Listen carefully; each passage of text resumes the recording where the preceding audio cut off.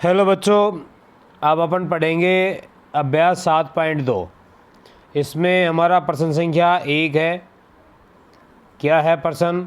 उस बिंदु के निर्देशांक ज्ञात कीजिए जो बिंदुओं -1 7 और 4 - 3 को मिलाने वाले रेखाखंड को 2:3 के अनुपात में विभाजित करता है। तो बच्चों, हमें ये दो बिंदु दे रखे हैं। हमने इनको मान लिया ये ए और बी बिंदु हैं। हमने क्या माना कि कोई बिंदु P है, ये कोई बिंदु P है। ये बिंदु ए और बी से जो रेखाखंड बना हुआ है, ये ए बिंदु के निर्देशांक -1 7 दिए हुए हैं। बी बिंदु के निर्देशांक, यहाँ ये बी बिंदु है, बी बिंदु के निर्देशांक 4 - 3 को मिलाने वाले रेखाखंड को 2:3 के अनुपात में विभाजित करता है। तो ये अनुपात 2 हो गया बच्चों। ये बी बिंदु है, 2 भागों में बांट रहा है, तो ये 2 हो गया, ये 3 हो गया बच्चों। तो हमें इस पी बिंदु के निर्देशांक ज्ञात करने हैं, यानी कि ऐसे बिंदु के निर्देशांक ज्ञात करने हैं जो इन दो बिंदुओं ए और बी को मिलाने वाले रेखाखंड को 2:3 के अनुपात में विभाजित करता है। तो हमें P बिंदु के निर्देशांक ज्ञात करने हैं। तो बच्चों कैसे होगा देखते हैं अभी हम। तो बच्चों, ये हमने मान लिया कि बिंदु P है, कोई P बिंदु है कोई। ये इन दो बिंदुओं A और B, ये B बिंदु है, को मिलाने वाले रेखाखंड को 2:3 के अनुपात में विभाजित करता है। तो P बिंदु के निर्देशांक हमें निकालने हैं। तो ये हमारा विभाजन जो सूत्र है वो मैंने आपको बताया था कि m1x2 + m2x1 बटे में m1 + m2। ये जो मान होगा, ये किसका मान होगा? P बिंदु के x का। इसी तरह m1y2 + m2y1 बटे में m1 + m2, ये जो मान होगा ये P बिंदु का y को बताएगा। यानी कि ये x भुज को, y कोटि को बताता है। तो भुज जो x आएगी वो इससे आएगी, कोटि इससे आएगी बच्चों। अब हमारे जो मान है कि m1 क्या है, m2 क्या है, मैंने पिछले वीडियो में भी बहुत अच्छे से बता दिया था। m1 अनुपात m2, ये तो अनुपात है, m1 अनुपात m2, ये क्या है? अनुपात है। तो ये हमारा 2:3 है बच्चों। तो m1 का मान कितना हो गया? 2, और m2 का मान कितना हो गया? 3। तो ये मैंने यहाँ लिख दिया है कि m1 का मान तो कितना है? 2 है, और m2 का मान कितना है बच्चों? 3 है। समझ गए बात? अब ये m1 m2 के मान तो आ गए हमारे पास। अब हमें चाहिए x1 x2 y1 y2। तो बच्चों, पहला जो निर्देशांक है हमारा a, पहले निर्देशांक में x1 y1 होते हैं। दूसरा जो निर्देशांक है उसमें x2 और y2 होते हैं बच्चों। समझ गए? मैंने बताया था पहला हमेशा x का है, तो -1 यहाँ x का है, और पहला निर्देशांक है तो ये x1 है। y, ये y है 7, लेकिन ये पहला निर्देशांक है तो y का 1 है। दूसरे निर्देशांक में x2 और y2 मिलेंगे आपको। तो x2 यानी कि पहले वाला मान, यानी कि 4 तो क्या है? x2 है, और y2 कितना है? -3। तो ये सारे मान मैंने इस बार इसमें लिख दिए। पहले के वीडियो में मैंने ये मान नहीं लिखे थे, बस आपको समझा दिया था कि ये मान यहाँ से आए हैं। तो आप इस तरह से इन मानों को यहाँ से लिख सकते हैं, या तो आप रफ में भी लिख सकते हैं, या यहाँ सवाल में लिखना चाहिए, इस तरह से लिख सकते हैं। एक बार फिर बताता हूँ, x1 y1 तो कहाँ से आएगा? पहले वाले बिंदु से, पहला x का, दूसरा y का। तो पहला है तो x1 हो गया, y1 हो गया। दूसरा आएगा दूसरे बिंदु से, x2 y2 आएगा। तो पहला x का, दूसरा y का, तो ये x2 y2 हो जाएगा। तो बच्चों, पहला मान क्या हो गया? x1 का -1, y1 का क्या हो गया? 7, इस तरह x2 का क्या हो गया? 4, और y2 का क्या हो गया? -3, और m1 m2 हमारे पास आ गया। तो अब हमें सिर्फ विभाजन सूत्र में इसके अंदर मान रखने हैं, इसको हल करना है और उसके बाद क्या आ जाएगा, हमारे P बिंदु के निर्देशांक आ जाएंगे। तो धैर्य से आप सबसे पहले क्या करेंगे, ये जो मान है ये निकाल लेंगे बच्चों। ये मान जब आने के बाद हमारे पास कोई दिक्कत नहीं होगी, उसके बाद हम सवाल कर लेंगे। तो देखो क्या होगा, एक बार थोड़ा छोटा कर रहा हूँ, ये देखो क्या होगा। देखो M1 का मान हमारे पास क्या है, M1 का मान 2, तो हमने क्या रखा यहाँ पर 2। फिर X2 का मान हमारे पास X2 है, X2 लेना है सूत्र के अनुसार, तो X2 का मान क्या है यहाँ पर 4, तो 2 गुणा में 4 हो गया बच्चों। इसी तरह M2 का मान हमारे पास क्या है 3, तो 3 आ गया, गुणा में X1 है, तो X1 का मान क्या है -1, तो ब्रैकेट में ले लिया -1, बटे में M1 प्लस M2, तो 2 प्लस 3, M1 प्लस M2 2 और 3 हो गया बच्चों। ये इस तरह ये मान आ गए। अब इसमें देखेंगे बच्चों अपन, इसके हिसाब से आएगा ये M1 Y2, तो M1 का मान 2 है और Y2 का मान हमारे पास ये देखो -3 है, ब्रैकेट में लेके रख दिया क्योंकि माइनस है। उसके बाद M2 हमारे पास 3 है, दिख रहा है हमें, और Y1 हमारे पास कितना है 7 है। अब बच्चों हमें इनका गुणा करना है आपस में। क्या होगा देखो, 4 का गुणा जब होगा किससे, यहाँ पर 2 से, तो 8 आ जाएगा। ये 3 का गुणा जब -1 से होगा तो ये -3 हो जाएगा, और 3 और 2 जुड़ के क्या हो जाएंगे 5 हो जाएंगे बच्चों। 2 का गुणा -3 से होगा तो -6 आ जाएगा। 3 का गुणा 7 से होगा तो 21 हो जाएगा, और 2 3 जुड़ के कितना आ जाएंगे 5 आ जाएंगे। अब बच्चों क्या होगा, 8 में से 3 घटेगा तो प्लस का 5 बच जाएगा, और नीचे भी 5 है तो 5/5 आ गया बच्चों। इस तरह ये -6 है और प्लस का 21 है, तो दोनों घटेंगे तो प्लस वाली संख्या बचेगी, प्लस वाली संख्या बचेगी तो प्लस का 15 आ जाएगा, बटे में 5 आ जाएगा। अब 5/5, तो 5 एकम 5, 5 एकम 5, 1/1 क्या आ गया 1। 15/5, तो 15/5 यानी कि 5 एकम 5, 5 दिए 15, तो कितना आ गया 3/1 यानी कि 3। तो ये हमारे P बिंदु के जो निर्देशांक है x y, x का मान तो कितना आ गया 1, y का मान कितना आ गया 3, तो बिंदु क्या बन गया 1 3। तो P बिंदु के निर्देशांक क्या आ गए बच्चों 1 और 3 आ गए हैं। उम्मीद करता हूँ इस बार आपको और अच्छे से समझ में आया होगा, क्योंकि अपन ने अलग ही x1 y1 और x2 y2 और m1 m2 के मान है ये आप यहाँ लिख लिए हैं। यहाँ लिखने के बाद ये होगा कि हमें मान यहाँ पर इस सूत्र में रखने में कोई समस्या नहीं होगी। और ये सूत्र भी मैंने आपको समझा दिया था पहले के वीडियो में कि आप m1 प्लस m2 बटे में m1 प्लस m2 यूँ लिख लो। अब ये पहला बिंदु x का होता है तो ये x का आएगा यहाँ पर, m1 आ गया तो x का 2 आएगा, और m2 आ गया तो क्या आएगा x का 1 आएगा बस। और दूसरा निकालना है, उसमें भी हमें ऐसे ही रख लेना है, m1 m2 m1 m2 रख लिया। अब पहले में m1 आ गया तो y का क्या आएगा 2, और यहाँ m2 आ गया तो y का क्या आएगा 1। बस इस तरह से आप इस फॉर्मूले को याद कर सकते हो बच्चों।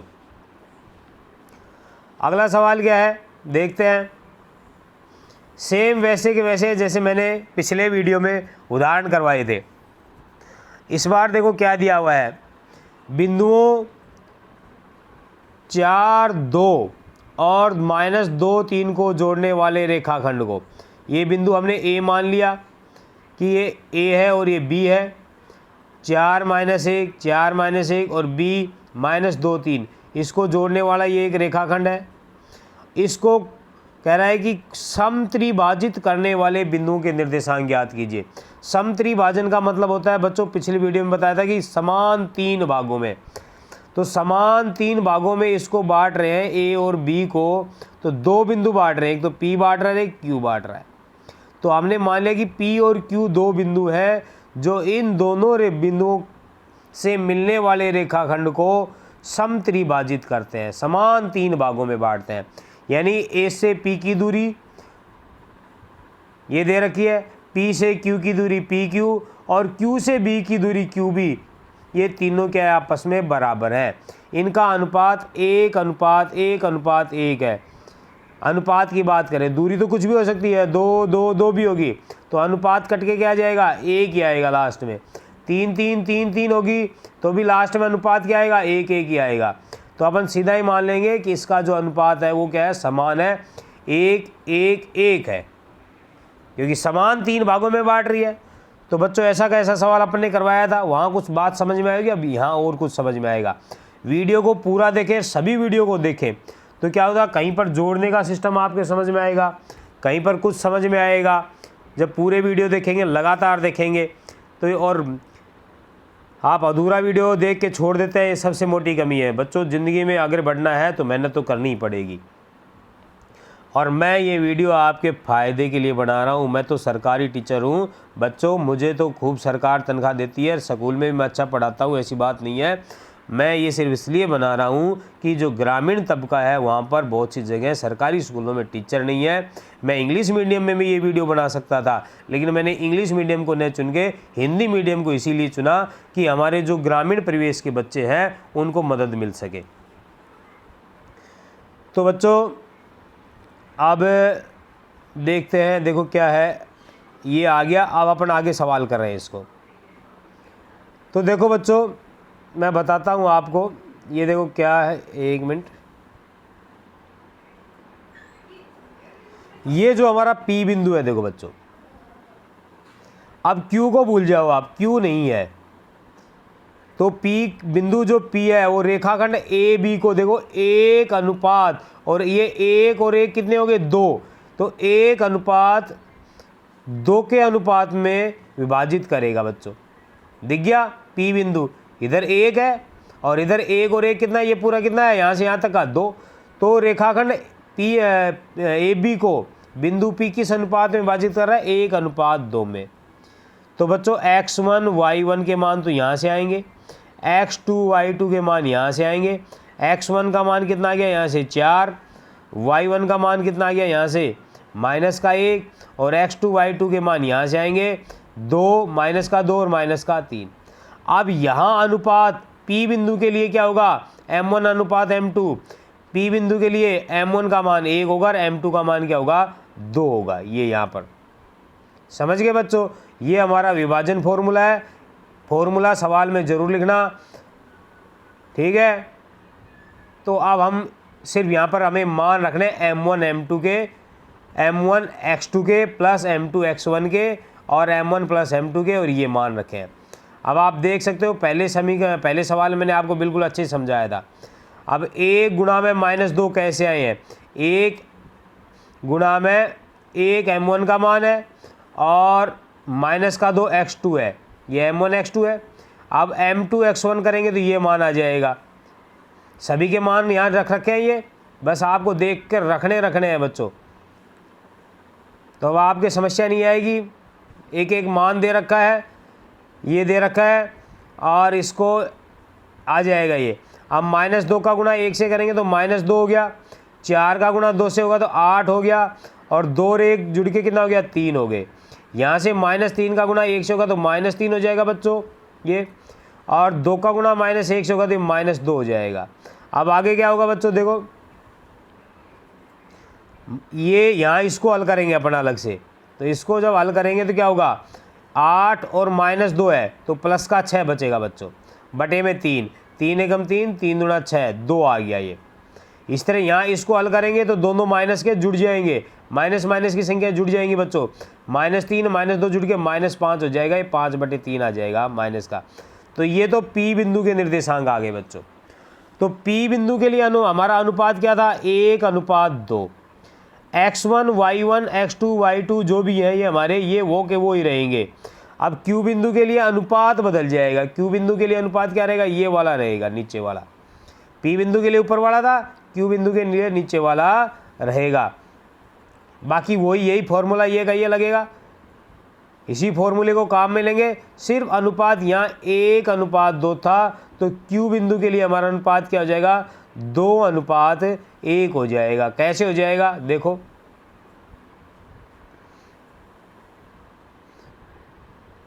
ये अब Q बिंदु है बच्चों, Q बिंदु है तो अब P को भूल जाओ आप।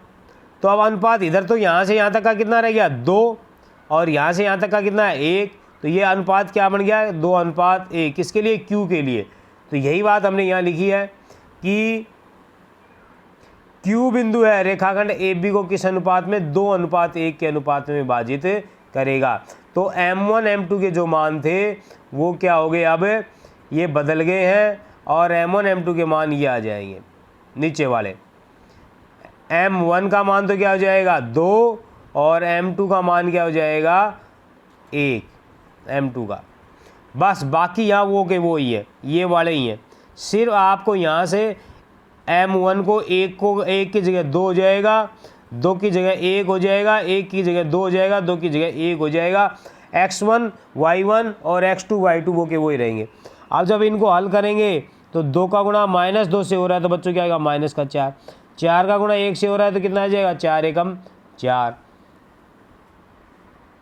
अब यहाँ ये गुणा होगा तो ये -6 हो जाएगा, ये गुणा होगा 1 का +1 से -1, माइनस माइनस की संख्या जुड़ गई। यहाँ तो -7/3 हो गया, ये 1 + 1 माइनस है घट गई, तो घट गई तो कितनी होगी 4 में से 4 घटेगा तो 4 में से 4 घटेगा तो कितना आ जाएगा बच्चों 0, 0/3, 0/3 का मतलब 0। तो ये जो हमारा पॉइंट है ये कितना आ जाएगा 0 और -7/3, ये आ गया Q बिंदु।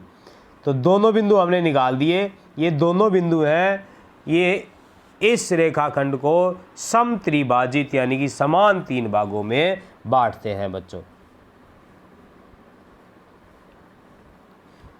जो मैंने उदाहरण करवाए थे पिछले वीडियो में लगभग वैसे के वैसे ही सवाल है, तो आपने कुछ वहाँ समझा होगा, कुछ यहाँ समझा होगा। तो जैसे जिस चीज़ को ज़्यादा बार देखोगे आप वो बात उतनी बार समझ में आएगी। ये नहीं कि एक बार में आपके समझ में नहीं आया तो समझ में नहीं आएगा, आप उसको दोबारा देखो तो थोड़ा और समझ में आएगा, तिबारा देखोगे तो आपके बिल्कुल समझ में आएगा। मेहनत तो आपको करनी ही पड़ेगी। देखो बच्चों ये क्या है, प्रश्न नंबर 4, बिंदुओं -3, 10 और 6, -8 को जोड़ने वाले रेखाखंड को बिंदु -1, 6 किस अनुपात में विभाजित करेगा। तो ये बिंदु हमने मान लिया बिंदुओं A, ये A मान लिया, ये इस वाले को B मान लिया, तो ये B आ गया। को जोड़ने वाले रेखाखंड को P बिंदु है, ये P बिंदु जिसके निर्देशांक अपन निकाल रहे थे अब तक, ठीक है। अब हमें क्या निकालना है, अनुपात निकालना है। अब अनुपात नहीं दे रखा तो मैंने पहले भी बताया था कि अनुपात आपको बच्चों M1 अनुपात M2 को क्या लेना है, K अनुपात 1 लेना है या लैम्बडा अनुपात 1 लेना है। आप M1 अनुपात M2 लेके भी सवाल कर सकते हो, लेकिन उससे थोड़ा सा टफ पड़ जाएगा, कैलकुलेशन में दिक्कत आएगी। तो आप इस पैटर्न को फॉलो करो कि आपको जब भी अनुपात लेना है तो K अनुपात 1 या लैम्बडा अनुपात 1 लें। तो अपने को लैम्बडा भी नहीं लेंगे अपन, तो K अनुपात 1 ही लेंगे बच्चों, समझ गए। तो इस सवाल में आपको क्या निकालना है, अनुपात निकालना है बच्चों, ठीक है। P बिंदु आपको दिया हुआ है, तो P बिंदु दिया हुआ है तो अपन सिर्फ वो विभाजन फॉर्मूला ही लगाएंगे बच्चों। विभाजन फॉर्मूले से ही सबसे पहले तो अपन यहाँ देखते हैं मान क्या क्या है। देखो बच्चों, यहाँ से तो x1 y1 आएगा, x1 का तो -3 आ गया, y1 का 10 आ गया। x1 का -3, y1 का 10। पहले बिंदु से तो 1 1 आता है, दूसरे बिंदु से 2 2 आता है। पहले वाला x का होता है, दूसरे वाला y का होता है। दूसरा बिंदु है तो x2 है, y2 है, ये मान आ गए। अनुपात से m1, क्योंकि k अनुपात 1 है तो m1 का मान k हो गया और m2 का मान क्या हो गया 1 हो गया। बस अब इन मानों को हमें इस विभाजन सूत्र में, जो हमारा आंतरिक विभाजन का जो फॉर्मूला है बच्चों, ये आंतरिक विभाजन का है। सवाल में आपको कहे या ना कहे, आपको आंतरिक विभाजन का ही फॉर्मूला लगाना है, क्योंकि बाह्य विभाजन हमारे यहाँ है नहीं। तो बच्चों बस यहाँ पर m1 का मान रखना है, x2 का रखना है, फिर प्लस m2 x1 का रखना है, m1 + m2 का रखना है, ये आ जाएगा। इसी तरह ये मान रखना है, ये आ जाएंगे। अब k का गुणा 6 से होगा तो 6k हो जाएगा, कितना हो जाएगा 6k। और -3 का गुणा 1 से होगा तो -3 हो जाएगा, यानी कि इस तरह से हो जाएगा बच्चों। अब चूंकि बच्चों हमें सिर्फ अनुपात निकालना है, तो अनुपात निकालना है तो इसके लिए बच्चों मैंने पिछले वीडियो में भी आपको बताया था। देखो यहाँ -1 मान दिया हुआ है x वाले का, एक्स वाले का क्या दिया हुआ है, माइनस का 1 दिया हुआ है और वाई वाले का 6 दिया हुआ है। तो किसी भी एक को लेके तुलना कर दो आप, इसको लेके इसके साथ तुलना कर दो या इसको लेके 6 के साथ लेके तुलना कर दो। मैंने दोनों को लेके तुलना की है, आपको सिर्फ एक काम करना है, ठीक है बच्चों। जैसे मैंने उदाहरण में इसको लेके इसके साथ तुलना करके बताया था, इस बार मैं वाई वाले को लेके इसके साथ लेके तुलना करके बता रहा हूँ। और हालांकि बाद में मैंने इसको भी कर दिया, दोनों को कर दिया। तो आपको एक लेना है, या मैंने x वाला लिया है या मैंने y वाला लिया है। ये x वाला होता है, ये y वाला होता है, इसमें ये x होता है, ये y होता है। तो x का x के साथ, y का y के साथ। मैं बता चुका हूँ कि बिंदु कोई भी हो, कोऑर्डिनेट निर्देशांक हो, पहला x होता है और दूसरा क्या होता है बच्चों, y होता है। पहला x होता है और दूसरा क्या होता है, y होता है। तो पहला हमेशा x, दूसरा y। तो x की तुलना x से ही होगी, y की कैसे होगी। हमने यहाँ पर पहले इसको ले लिया और अब ये y का है तो इसकी तुलना किससे होगी, 6 से। तो 6 के बटे में क्या है, 1। अब -8 का गुणा k से होगा तो -8 k हो जाएगा। 10 का गुणा 1 से होगा तो 10 एकम 10 हो जाएगा और ये k+1 हो जाएगा। बच्चों हमने यहाँ वज्र गुणा कर दिया है, यानी कि k+1 का तो गुणा किससे होगा, 6 से, और 1 का गुणा किससे होगा, -8 k+10 से। तो 6 का गुणा जब k+1 से होगा तो इस तरह से आ जाएगा, 6 × k+1। और 1 का गुणा किसी भी संख्या से होगा तो वो पूरी की संख्या की संख्या आ जाएगी। तो बच्चों क्या होगा, अब ये अब अपन ब्रैकेट खोलते हैं। पहले ये 6 का k से गुणा हुआ, 6k हो गया, 6 का 1 से हुआ, 6 एकम 6 हो गया, ये ऐसे कैसे आ गया। अब पक्षांतरण करेंगे, इस 8 -8k है इसको इधर ले आए तो प्लस का 8k हो गया। ये जो 6 प्लस का है इसको इधर ले आए तो माइनस का 6 हो गया। अब 8k और 6k जुड़ गए, 14k हो गए। इधर 10 और -6 घट गए तो प्लस का 4 बच गया। k बराबर क्या आ गया बच्चों, हमें पता है कोई चीज़ प्लस में होती है बराबर के तो माइनस में हो जाती है, माइनस में होती है तो प्लस में हो जाती है, और गुणा में होती है तो कहाँ चली जाएगी, भाग में चली जाएगी। इस 4 के भाग में चली जाएगी। k बराबर क्या हो जाएगा, 4/14। 4/14 को काटेंगे 2 से, 2 दूनी 4, 2 7 14। तो k का मान कितना आ गया, 2/7, क्योंकि k के नीचे भी तो 1 है तो k/1 का मान कितना आ गया, 2/7। अब हमें अनुपात निकालना है बच्चों, तो k अनुपात 1 हो गया तो इधर भी क्या हो गया, 2:7। तो बच्चों ये 1 लेकर ही आ जाएगा। ये दूसरा मैंने लेके आपको करके दिखाया है कि आप इसको लोगे तो भी वही अनुपात आएगा, आप इसको लोगे तो इसके साथ -1 को लेना पड़ेगा। अगर मान लो दोनों में से एक ही हो हमारे पास तो 1 को लेकर हमारा अनुपात निकला जा सकता है। मैंने या लगाया है, या तो ये कर लो या ये वाला कर लो। तो इसको लेके भी आप हल करोगे तो वही वज्र गुणा किया है k+1 का -1 से, और ये संख्या का जब 1 से होगा तो ऐसे कैसे आ जाएगी। अब -1 का k से होगा तो -k इंटू ये 1 का जब -1 से होगा तो -1 आ जाएगा। वही अब अपन ने पक्षांतरण किया है बच्चों। पक्षांतरण करने के बाद k के एक तरफ आ गया, प्लस वाला था तो ये माइनस का हो गया, ये माइनस का तो इधर प्लस का हो गया। माइनस का 1 था ये बच्चों, तो ये यहाँ पर प्लस का 1 आएगा। कितना आएगा, 1 आएगा, क्योंकि प्लस का ये वाला आएगा, ये वाला माइनस। अब ये माइनस का 3 और प्लस का 1 तो माइनस का 2 बच जाएगा। माइनस का 2 बच गया बच्चों। यहाँ ये माइनस का दोनों जुड़ गए, 7 के हो गए, माइनस से माइनस कट गया। k बराबर क्या हो गया, 7 भाग में चला गया, 2/7। k का मतलब क्या है, k/1, तो ये भी 2/7 आ गया। तो अनुपात क्या बन गया यहाँ पर, 2:7। तो आप किसी भी तरह से बच्चों कर सकते हो, कोई दिक्कत नहीं है, जैसे आपकी इच्छा हो, मैंने बता दिया है। अनुपात आपको k/1 लेना है और एक x या y की किसी की भी तुलना करनी है, जो भी मान अपने पास हो। दोनों मान हो तो भी 1 की करनी है, एक ही मान हो तो भी 1 की करनी है। एक मान कब होता है वो आगे के सवालों में पता चलेगा। अब ये सवाल देखो, इसमें पता चलेगा कि एक मान कैसे होता है। वह अनुपात ज्ञात कीजिए जिसमें बिंदुओं a 1-5 और b -4 5 को मिलाने वाले रेखाखंड x से विभाजित होता है।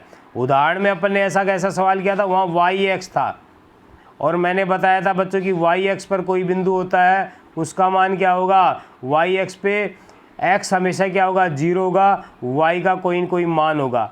और एक्स एक्स पर क्या होता है बच्चों, एक्स एक्स पर क्या होता है, एक्स का कोई मान होता है और वाई हमेशा क्या होता है, 0। तो अब ये एक्स एक्स का सवाल दिया हुआ है, उदाहरण में अपने वाई एक्स का किया था, तो अपन एक्स एक्स पर कोई बिंदु मान लेंगे कि कोई बिंदु एक्स 0 है, जो इस रेखाखंड को क्या किस में बांटता है, किस अनुपात में बांटता है, हमने मान लिया k अनुपात 1 के अनुपात में बांटता है। अगर आपको ये चित्र समझ में नहीं आता है, बनाने की कोई आवश्यकता नहीं है बच्चों, आप सीधा इस तरह का चित्र बना सकते हो। ये a बिंदु ले सकते हो, ये b बिंदु ले सकते हो आप, ठीक है। और यहाँ आप x एक्स दिखा सकते हो कुछ भी, और यहाँ x एक्स के ऊपर p बिंदु दिखा सकते हो, और उसका मान क्या है, x 0 है, और यहाँ ये k अनुपात 1 आ जाएगा, क्योंकि ये a बिंदु है तो इधर k आएगा, इधर 1 आएगा, ठीक है बच्चों, b की तरफ। ये मैंने रियल बना के बताया कि रियल में तो इस तरह से होता है। बाकी अगर आपको इस तरह से नहीं बनता है तो कोई ज़रूरी नहीं, आप सीधी रेखा बना के कर सकते हो, ठीक है बच्चों। क्योंकि ये बिंदु 1 -5 इसी पाद में आएंगे, ये पहला पाद, ये दूसरा, ये तीसरा, ये चौथा, और ये इसमें आएगा, इसलिए इस तरह से ही रेखा आएगी। हालांकि इसको वाई एक्स भी काट रहा है, एक्स एक्स भी काट रहा है, लेकिन चूंकि इसने एक्स एक्स का पूछा है कि किस अनुपात में करेगा, तो हमें एक्स एक्स का ही बताना है। तो ये चित्र ना बने तो कोई बात नहीं, सीधे रेखा करके आप कर सकते हो। तो बच्चों ये बता दिया कि एक्स एक्स पर कोई बिंदु क्या होगा, x 0 होगा। तो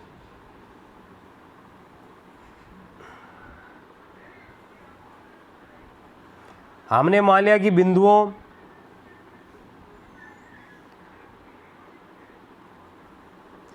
एक -5 और b -4 5 को जोड़ने वाले रेखाखंड को x x के अनुपात 1 के अनुपात में कौन से बिंदु पर कोई बिंदु p है, और निश्चित है उसका निर्देशांक क्या होगा, x 0 होगा। x का तो कोई मान होगा, लेकिन y का मान निश्चित रूप से क्या होगा, 0 होगा। x x पर विभाजित करता है तो विभाजन फॉर्मूला आ गया बच्चों।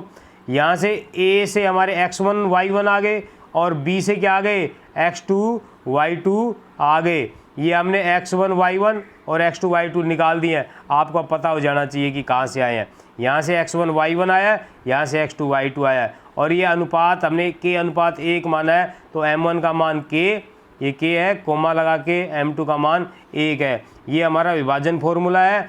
तो विभाजन फॉर्मूला p बिंदु के निर्देशांक क्या है, x 0 है, ये निश्चित है x बिंदु पे, तो यहाँ पर x 0 लेंगे। यहाँ से हमारे जब अपन ये फॉर्मूला लगाया तो ये बन गए, ये आगे k का मान रखा, m1 का मान रखा, x2 का रखा, m2 का, x1 का, m1 y1 का, m2 y1 का, इस तरह से ये आ गए बच्चों।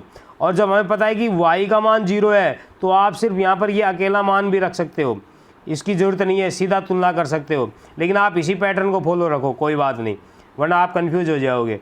तो हमें पता है भाई y का मान यहाँ पर 0 है, x का तो हमारे पास मान है ही नहीं, कैसे निकालें। तो y का मान 0 है, तो यहाँ तो आपको y वाले की ही तुलना करनी पड़ेगी। किसकी तुलना करनी पड़ेगी, y वाले की ही तुलना करनी पड़ेगी। पहले वाले सवाल में तो अपने पास दोनों मान थे, ये तो किसी की भी तुलना कर सकते थे। अब तो हमारे पास सिर्फ y वाला है, तो इसकी तुलना इससे होगी। तो हमने इसकी तुलना की है, 5 का गुणा k से हो गया तो 5 k हो गया, -5 का गुणा 1 से हो गया तो -5, और नीचे k+1 है। अब वज्र गुणा करेंगे, k+1 का 0 से होगा तो ये 0 हो जाएगा, और बराबर में क्या आ जाएगा, 5k -5, तो ये तो 0 हो गया पूरा का पूरा। इसको मैंने इधर ले लिया और इसको पूरे को इधर ले लिया। अब निशान चेंज नहीं किया अपन ने, पहले की वीडियो में बहुत बार बता चुका हूँ, जो पूरी संख्याओं को बदल देते हैं तो निशान परिवर्तन की आवश्यकता नहीं है। अब यहाँ अपन सिर्फ 5 5 को बदल रहे हैं, तो ये प्लस का 5 हो गया। अब k का मान निकालना है, तो 5 उसके गुणा में, तो इधर भाग में आ गया, तो 1, 5 एकम 5 कट गया, ये 1 आ गया। k का मान क्या आ गया, 1, क्योंकि हमें अनुपात निकालना है बच्चों। तो k के नीचे क्या है, 1, तो ये भी 1 के नीचे क्या है, 1, तो अनुपात क्या आ गया, 1:1। k का मान भी 1 आ गया और अनुपात भी क्या आ गया, 1:1। अब हमें इस p बिंदु के निर्देशांक निकालने हैं। अब p बिंदु के निर्देशांक में हमें पता है ये तो 0 है, सिर्फ हमें इस x का मान निकालना है। अब x का मान कैसे निकालेंगे, इसके अंदर अपन k का मान रख देंगे, क्योंकि x वाला है, तो यहाँ से ये आया है बच्चों। यहाँ पे k का मान 4, -4 का गुणा k से होगा तो -4k हो जाएगा, और 1 का गुणा 1 से होगा तो क्या होगा बच्चों, 1 आ जाएगा। तो यहाँ से देखो, और नीचे k+1 है, k+1 आ गया। यहाँ अपने को अब क्या रखना है, k का मान 1 रखना है, क्योंकि k का मान हम 1 निकाल चुके हैं। तो -4 गुणा में 1 प्लस में 1, k का मान 1 + 1, तो -4 का गुणा 1 से होगा तो 4 एकम 4 माइनस का प्लस का 1, तो ये माइनस का 3 बटे में 2, तो -3/2 किसका मान आ गया, x का मान आ गया। तो P बिंदु बच्चों क्या हो जाएगा, P बिंदु क्या हो जाएगा हमारा, x का मान तो क्या आ गया -3/2 और ये निश्चित रूप से 0 है ही, तो P बिंदु क्या आ गया -3/2 0। अनुपात क्या आ गया था 1:1, तो दोनों चीज़ अपन ने निकाल दी, अनुपात भी हमसे निकलवाया था और उस P बिंदु के निर्देशांक भी निकलवाए थे। P बिंदु के निर्देशांक के अंदर हमें सिर्फ ये x ज्ञात करना था, ये तो निश्चित रूप से 0 है ही, तो ये तो हमारा 0 है, इसको नहीं निकाला अपन ने। x का मान हमने इसके अंदर k का मान रख के निकाल दिया है, k का मान हमारे पास 1 आ चुका था, k का मान हमारे पास 1 था। अब k का मान 1 किस में रखना था, यहाँ रखना था, क्योंकि ये x का है। तो उम्मीद करता हूँ बच्चों आपके समझ में आ गया होगा। अब बच्चों एक उदाहरण हमारा रह गया था पिछली वीडियो में, उसको और मैं बताता हूँ। क्या है, यदि बिंदु A 6 1 B 8 2 C 9 4 D P3 एक समांतर चतुर्भुज के शीर्ष हो तो P का मान ज्ञात करना है। बच्चों ये इस तरह की समांतर चतुर्भुज होती है, बता देता हूँ। इसके अंदर क्या होता है, आमने सामने की भुजाएं बराबर होती हैं और आपको बिंदु इसी क्रम में लेना है, ये A लेना है, यहाँ B लेना है, यहाँ C लेना है, यहाँ D लेना है। बच्चों इनके निर्देशांक दे रखे हैं तो आप लिख लेना यहाँ पर निर्देशांक, ये 6 1 है, ये 8 2 है और बच्चों ये 9 4 है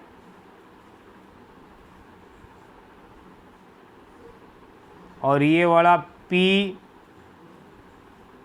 3 है। बच्चों इसकी एक विशेषता होती है, इसके जो विकर्ण होते हैं, बच्चों ये जो विकर्ण का जो बिंदु है ये इसका मध्य बिंदु होगा, यानी कि ये जो बिंदु मान लिया O है, ये O बिंदु है, ये AC का मध्य बिंदु है और DB का भी क्या है, मध्य बिंदु होगा। समझ गए बच्चों, यानी कि ये परस्पर समद्विभाजित करते हैं। DB है वो AC को समद्विभाजित कर रहा है और AC है वो DB को समद्विभाजित कर रहा है। अब दोनों कहाँ काट रहे हैं, O बिंदु पर, तो ये O बिंदु इन दोनों विकर्णों को समद्विभाजित कर रहा है, यानी कि O से C की दूरी और O से A की दूरी बराबर है, O से B की दूरी और O से D की दूरी बराबर है। तो अपन ने क्या लिखा कि समांतर चतुर्भुज के विकर्ण परस्पर समद्विभाजित करते हैं, ये विशेषता अपने को पता होनी चाहिए। तो विकर्ण AC का मध्य बिंदु, अपन AC का मध्य बिंदु का फॉर्मूला लगाएंगे और मध्य बिंदु का फॉर्मूला मैंने आपको बताया था क्या होता है, x1 प्लस x2 बटे में 2 कोमा y1 प्लस में y2 और बटे में 2, यानी कि x1, जब AC की बात करेंगे तो x1 y1 यहाँ से आएगा और x2 y2 यहाँ से आएगा, तो 6 प्लस 9 x1 प्लस x2 हो गया बच्चों, ये x1 है ये x2 है, तो 6 प्लस 9 बटे 2, फिर y1 प्लस y2 तो ये 1 प्लस 4 बटे 2, तो AC का मध्य बिंदु तो इधर आ गया और विकर्ण BD का जब मध्य बिंदु निकालेंगे तो B वाले, अब ये x1 हो जाएगा, y1 हो जाएगा, ये x2 हो जाएगा, y2 हो जाएगा, तो x1 प्लस x2 यानी कि 8 प्लस P बटे 2 और 2 प्लस 3 बटे 2। तो इधर से तो बच्चों देखो हमें P का मान निकालना है, तो एक बार तो अपन दोनों को लिख देते हैं, 6 और 9 कितने 15 बटे 2 और ये 4 1 5 बटे 2 और इधर से ये भी ये 5 बटे 2 आ गया और ये 8 प्लस P बटे 2 है, क्योंकि हमें पता है ये वाला दोनों मध्य बिंदु के निर्देशांक है, दोनों किसको बता रहे हैं, O को ही बता रहे हैं, तो दोनों निर्देशांक क्या होंगे, समान होंगे। देख लो y समान है, इसका 5 बटे 2 5 बटे 2, ये वाला समान नहीं है, ये वाला नहीं है, तो अब इन दोनों की तुलना करेंगे, यानी कि 15 बटे 2 बराबर 8 प्लस P बटे में 2, 2 से 2 कट जाएगा, क्योंकि बच्चों ये वज्र गुणा करेंगे तो ये इधर जाएगा और ये इधर जाएगा, तो ये कट जाएंगे। ये चित्र जरूर बना लेना बच्चों, तो ये दोनों कट जाएंगे, यानी कि ये 15, ये क्या हो जाएगा 15 गुणा में 2 वज्र गुणा होगा बच्चों, और ये हो जाएगा 2 गुणा में, या 15 गुणा 2 भी ना करें तो इसको छोड़ दो, ये 2 है, ये वाला 2, ये इधर तो ऊपर में जाए ही जाएगा, यहाँ पर तो इस 2 से ये 2 कट जाएगा, यानी कि 15 बराबर 8 पी बचेगा। हमें निकालना है पी का मान, तो 8 इधर 15 की तरफ जाके क्या हो जाएगा, घट जाएगा, तो पी का मान कितना आ जाएगा बच्चों, 7 आ जाएगा। हमें पी का मान निकालना था, यानी कि डी बिंदु है वो 7 और 3 हो जाएगा। तो इस तरह ये भी इंपॉर्टेंट सवाल है, वैसे सारे इंपॉर्टेंट है, इसके अंदर आपको ये विशेषता आपको याद होनी चाहिए। तो बच्चों ये आपके कुछ प्रश्न थे, कुछ अगले वीडियो में करवाऊँगा, उम्मीद करता हूँ आपको अच्छा लगा होगा। लाइक ज़रूर करें, सब्सक्राइब करना ना भूलें, और बच्चों अपने साथियों को ज़रूर बताएं, क्योंकि मेरे को इसमें बहुत ज़्यादा समय लगता है और मैं सिर्फ आपके लाभ के लिए, फ़ायदे के लिए बना रहा हूँ। तो आपको भी ये फ़र्ज़ बनता है कि आप इसको सब्सक्राइब ज़रूर कर लें और अपने साथियों से भी सब्सक्राइब करवाएं। धन्यवाद।